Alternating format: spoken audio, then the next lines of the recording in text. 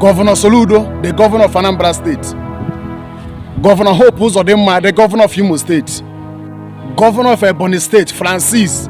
Governor Francis, the governor of Enugu State. Peter, governor of Abia State. Obrona Afri Hone Muno Ndibo na Lagos. Onagagwa Mona Afri Hone Me Uno Omonono na Lagos. And ha save Lagos for many years. Go China law uno. No sanana na fanike. No nendu Yoruba sanana Ndibo anafa in political way. Onagagwa Mona amali ihe na Lagos. Onagagwa Mona nwele Ndibo. So many Igbos are now they have faint to go war. Many of them they have faint. So many of them could do faint like that. Governor Soludo, he got one the money in Lagos. Hope was of them, he got one the money in Lagos. Governor Peter, he got one the money in Lagos. Governor Francis, he got one the money in Lagos. Governor Alice, he got one the money in Lagos. Can you hear you in the body wicked? Because of office, because of in actual or governor, Konya go president. In actual, Kime Hoff, Makali, Kale Baja Mother, on a woman in Lagos, no another fanafa. Amami here, Eastern governors, I don't know what they are doing. Even do my Abuja, na Abuja, na cho appointment again, na cho Kono, Ono Chicha governor, Kono senator, Gono Chicha governor, Kono for fees. Even nacho, on a me woman on Lagos, on Agrabamba, on Agrepoku, on Aga condemn any hadroma. Oh, this is the reason because the man stands for truth. Of you heard on job condemn where man of you don't job on a pretend on a man on Africa.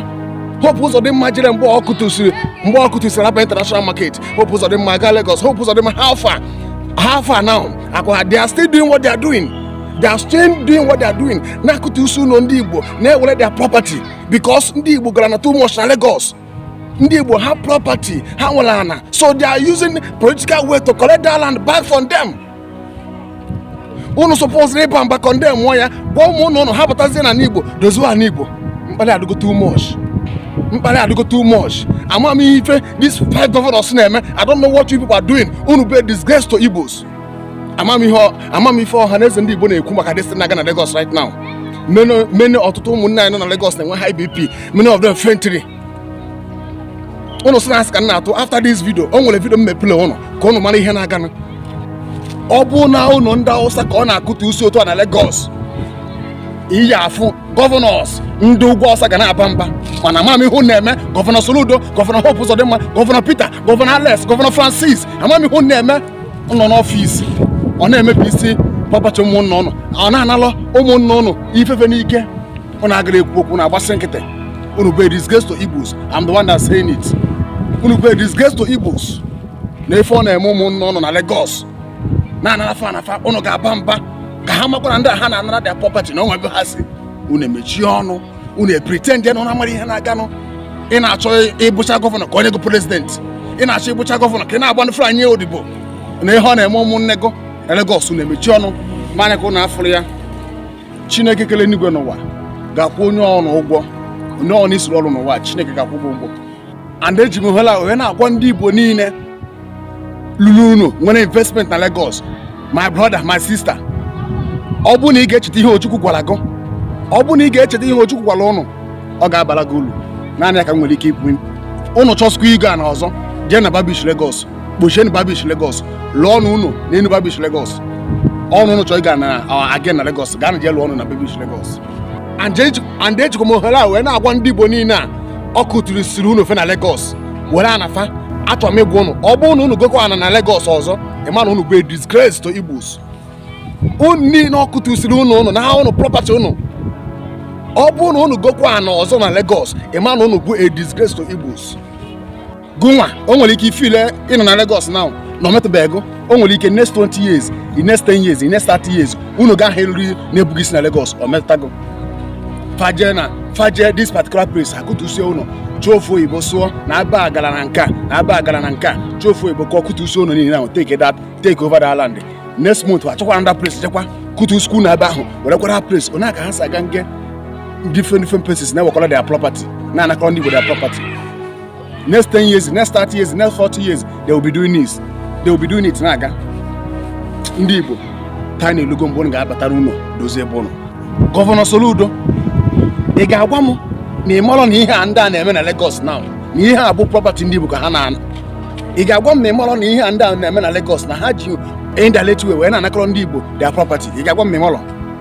Hope Uzodimma, ị ga-agwa m na ị mara. Gọvanọ Francis, ị ga-agwa m na ị mara. Gọvanọ Peter, ị ga-agwa m na ị mara.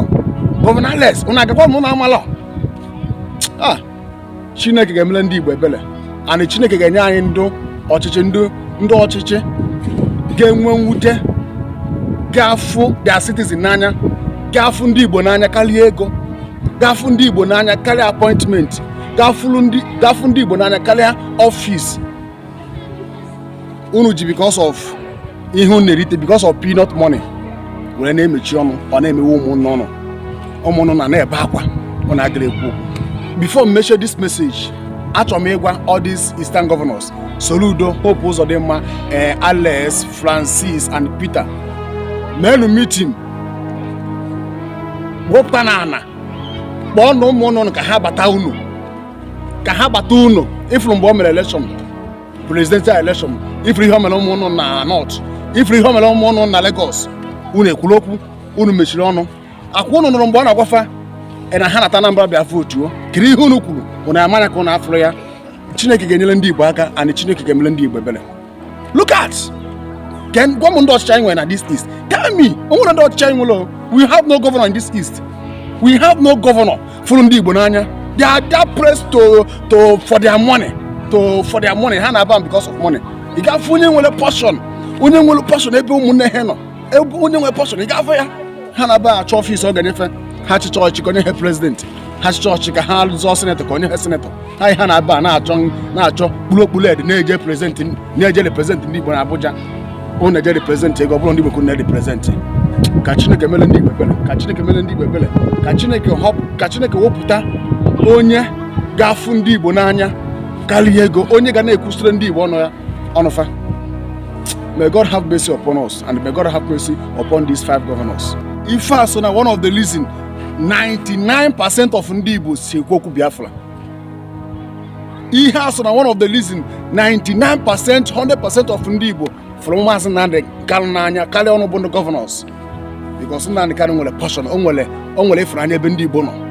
Ọ bụ na Nnamdi Kanu nọ kịta wee na-afụ ife ọ na-eme na Lagos, ị ga-afụ mgbe ọ ga-aba, ị ga-afụ okwu ọ ga-ekwu gosi na o wutere ya ọfụma. Mana unu alasị ya manya kwa na afọ ya na-achọ appointment. Video unu ga-enene na o nwere video mmechili unu nene video this message agwụ. Ọ bụ na unu nenecha video wee na-asị m na ihe ha na-eme na n'ebe ụzọ gara, n'ebe gọọmenti nwe, n'ebe nke a mere ka ha na-akụtu. Watch on the video ka unu fife onye Yoruba na-ekwu plan ha na-eme before ọ sị na ọ dịrị in support of it. Unu nenecha video support kwa ihe Governor of Lagos State na-eme, ịma na unu bụ ndị asị. I was at a meeting a few days back last week, and they said, the Igbos, we must find a way of checkmating them. I sat there in the midst of them, and the man said, you are not even saying anything.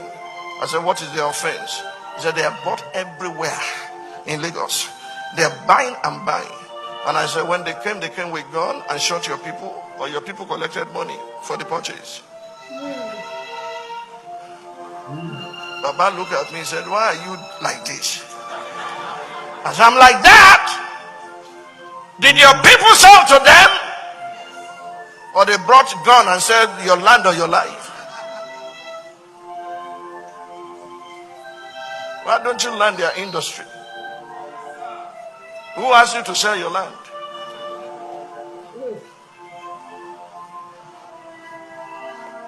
That was the end of the meeting. If you are going to invite me into a meeting where we are going to move the nation forward, don't pitch one tribe or ethnic nation against the other. It's not going to work for those of us who believe that the best of the North and the best of the South must come together to steer the ship of our nation. Do you understand me? Okay. Listen, what is happening in Lagos is that they want to take their land. They want to take back their land. Yorubas want to take back their land that Igbo buy. in Lagos State. That is why they are destroying the house. Any house they destroy, and look at what happened to Alaba International Market. They have taken it now. All those things that you are seeing they are doing, they know exactly what they are doing. After they go this area, destroy houses, take over that place, they will find another place again, go. They will destroy houses, they will take over that places. All the land, all the investment that Igbos do in Lagos, they want to destroy it to get back their land. Igbo have followed